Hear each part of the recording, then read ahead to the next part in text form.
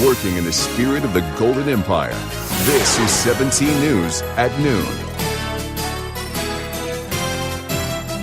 Good afternoon, I'm Alex Fisher. We begin with breaking news reported by The Washington Post.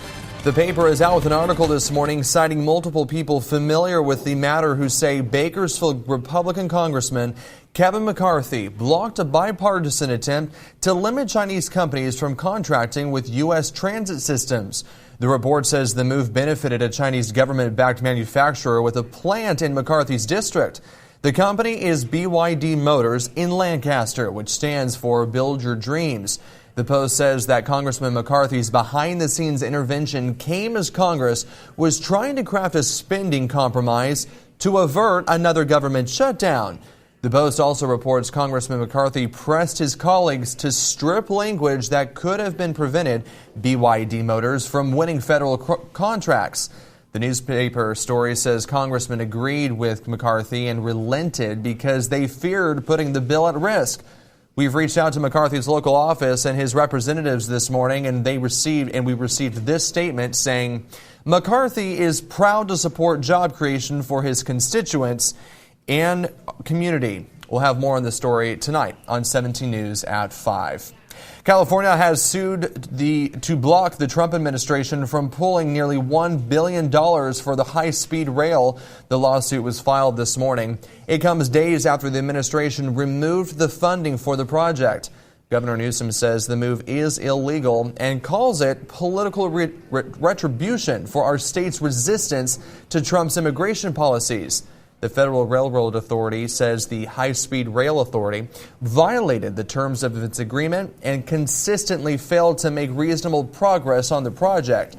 The FRA also takes issue with the state's decision to now focus on building only a segment connecting Bakersfield to Merced instead of the original plan to connect San Francisco to Anaheim.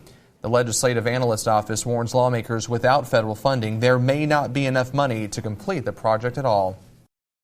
Meantime, the Board of Supervisors chambers was filled with firefighters and their families as county supervisors agreed to an impasse. The county wants more than $3 million in cuts to overtime pay. That would help reduce the $9 million deficit in the fire fund. But the union wants a 25% pay raise over the next 5 years. Now an independent third-party mediator will be called in to work with both the county and the union to work on an agreement. We have done our part to help the county. We have given back. On top of giving back, we're working longer hours in more dangerous conditions, facing fire conditions that are beyond what's been experienced in any previous years. This proposal was intended on our counter to be a working document with which both sides could work. To simply slide it back across the table with a rejection was quite frankly disrespectful. It's time to give a mediator the chance to do that. It is still part of the negotiating process. During the mediation, each party can submit alternate proposals to each other to hope to reach an agreement. And we are willing to go forward with that process and think that is the best chance to resolve this dispute. If a mediator gets called in and there's no agreement, county supervisors could vote to impose their last and best offer on the firefighters union. Another rough day for many residents in the Southern Plains. More than a dozen tornadoes touched down yesterday, causing widespread damage to homes, businesses, and schools. Now forecasters say more of this severe weather may be on the way. NBC's Carrie Sanders reports from Oklahoma. Oh my gosh. This morning, the threat of tornadoes still very real. Powerful tornado now coming up on Mangum, Oklahoma. There it is. It's now turning into a large wedge tornado. Despite the significant damage, no reports of injuries. Almost got two tornadoes on the ground at one time, Mike. Earlier, chopper pilots capturing this double touchdown.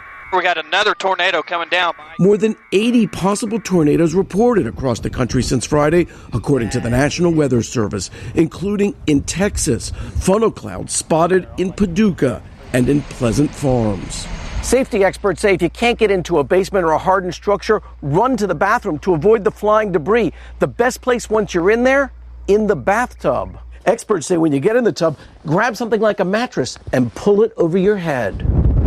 Near Geronimo, Oklahoma, Charles McKinney did not have time to heed that advice.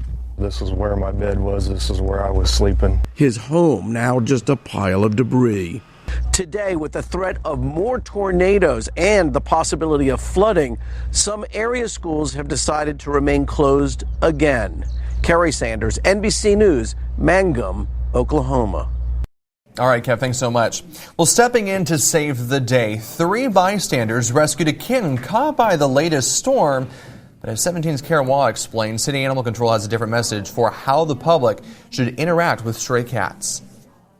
It was pouring Saturday afternoon when Michelle Fabry was shopping at the Northwest Promenade. As soon as I got out of the car, I could just hear its cries. This black and white kitten, about 4 weeks old, was at the bottom of this storm drain 10 feet deep. There was like a little mound of dirt on the side where the kitty was sitting, and the water was just rushing through. After numerous calls to the fire department and even 911, Bakersfield City Animal Control arrived. She said, I stuck a couple poles down there, but we couldn't get it. She said she wouldn't go in the hole. It's like, well, that's not their job. Well, I'm wondering, whose job is it? She also responded that they're overpopulated with cats in that area anyway. That's when Fabry took action. I said, we have to get this baby out. My husband said, yeah. So we came home, got a ladder, a crowbar, flashlight, towel. Fabry's husband pried off the cover with a crowbar, then placed a ladder into the hole. I just barely fit, so I went down and I just grabbed her and we came up. Fabry has since named the kitten Miss Cleo. Cleo joins 6 other rescue cats and several rescue dogs at their home. I feel like as a human having the capability of helping them, that's what we have to do. We just can't, leave them on the streets to fend for themselves. However, when we reached out to City Animal Control, they advised for the public's safety to leave feral cats alone. They said cats are typically capable of rescuing their own kittens. However, Fabry says her rescue was a last-ditch effort. I don't know what their responsibility is, but if Animal Control has no responsibility to help the life of a little kitten, I mean, who does? That was Karen Waugh reporting.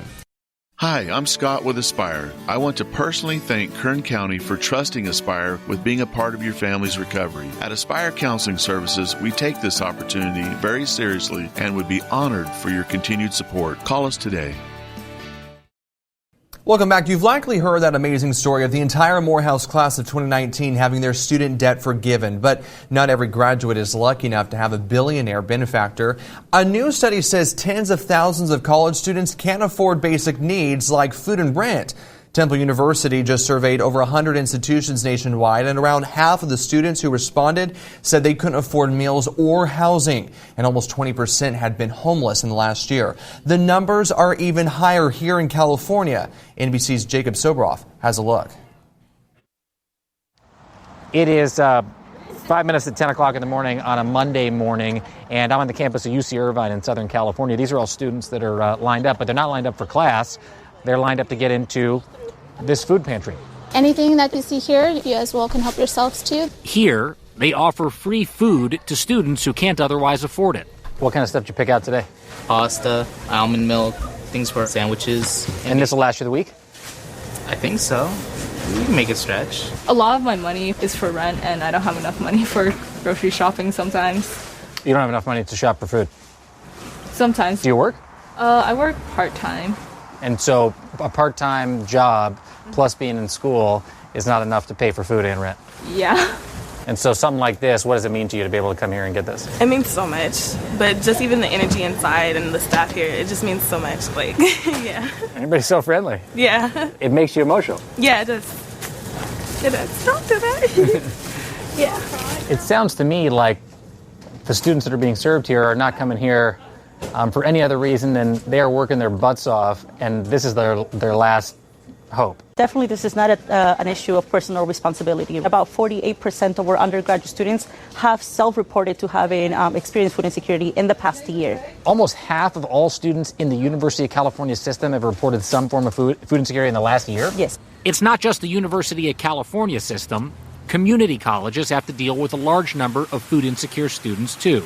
This center, an hour away at Santa Monica College, sends out an email when lunch arrives. So you think, how quickly do students come in after they get these emails? Not that long. Okay. If they're not here already. I'll take the veggie burger. Why not? This facility is one of 7 food pantries on campus. It's shocking that you need to have food pantries all throughout this campus in order to serve the need. Yeah, well, reality is we actually need more. Things like tuition have gone up over 600% in the last couple of decades. And housing costs, especially here, Los Angeles, San Francisco, New York, some of the big cities, has gone up exponentially as well. Housing costs are so high that at many colleges, students don't have enough money for food or rent. Almost 2 years ago, I met Hannah, who had just moved into an RV with her mom and her younger sister. People these days, they're so judgmental. Today, she attends West Los Angeles College, and she's still homeless. When I first met you, you were what, 16? I was 16. 16, yes. and you were taking homeschool classes in the RV. Yes. With your mom and your sister. Yes. And today you're going to college. Yes. What's that like? They're helping me get through my hardships in the RV. Like, they know I live in an RV, and they showed me around school. We have 2 pantries and a wardrobe to go in, which really helps. 2 food pantries and a wardrobe. You can get free clothes? Free clothes. Hannah used to keep her homelessness and hunger to herself. But now, in a college environment, she's not alone. She's part of this center that assists food and housing insecure students. What's next for you? Where do you go from here? I'm just going to study my ass. I'm just going to work my hardest, and I'm going to transfer to UCLA. That's where I'm going to go. You sound pretty sure about that. I'm positive about that. Hi, I'm Scott with Aspire. I want to personally thank Kern County for trusting Aspire with being a part of your family's recovery. At Aspire Counseling Services, we take this opportunity very seriously and would be honored for your continued support. Call us today.